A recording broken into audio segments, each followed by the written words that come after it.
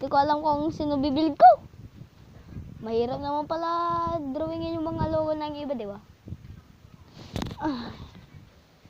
Ano kaya drawingin natin?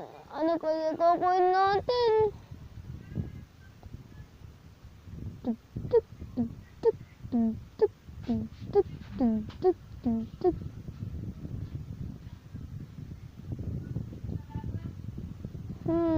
Ano kaya?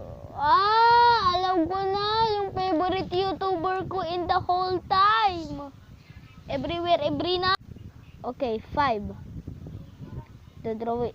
Kukuha natin ngayon si Selimash. Si Selimash.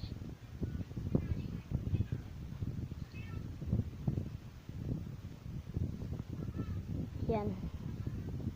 This is good. At yeah, bakit ko binili